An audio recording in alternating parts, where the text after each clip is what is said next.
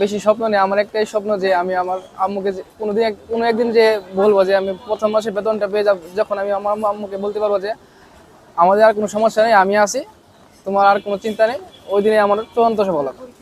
আমি যখন ক্লাস মানে ষষ্ঠ শ্রেণীতে পড়ি তখন আমার বাবা মারা যায়। তো ওর পর থেকে আমার যে স্কুলে পড়াশোনা করতাম ওই স্কুলে আমার ভাই ছিল, টিচার ছিল আর কি।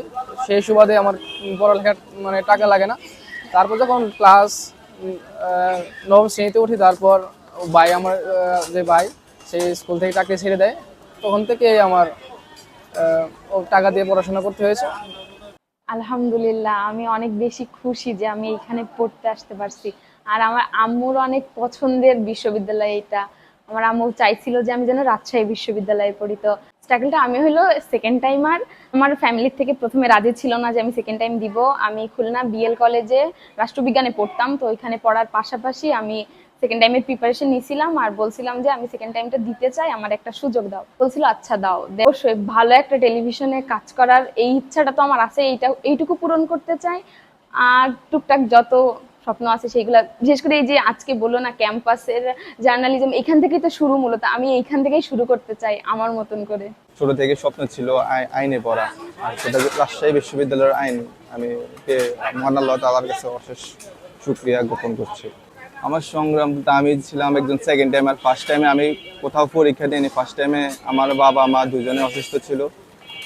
বাবার টাইফয়েড জ্বর ছিল আর আম্মুর পায়ের অপারেশন ছিল, যার কারণে আমার ফার্স্ট টাইমে মোটামুটি ভালো প্রস্তুতি থাকার পরও কোথাও পরীক্ষা দিতে পারি নাই।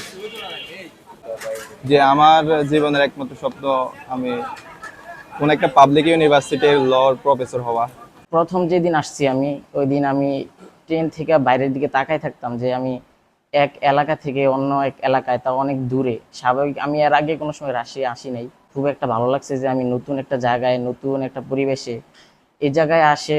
তারপর দেখলাম যে অনেক জায়গায় 60 টাকা, 9 টাকা, 6 টাকারও জিনিস আছে, কিন্তু আমাদের ওইদিকে ওইটা নাই। হয় 5 টাকা, নয় 10 টাকা, একদম সোজা হিসাব। কিন্তু এনে দেখি কয়েন, আমি আসার পরেই কয়েকদিন আমার কাছে যে 6-7টার মতো কয়েন জমে গেছে। আর পাশাপাশি রাজশাহীর যে পরিবেশ, বিশ্ববিদ্যালয়ের যে পরিবেশ, এগুলা আমার কাছে খুব ভালো লাগে। বিশেষ করে বিশ্ববিদ্যালয়ের যে রাস্তাঘাট, গাছপালা, পরিবেশ, এটা আমারে খুবই মুগ্ধকর।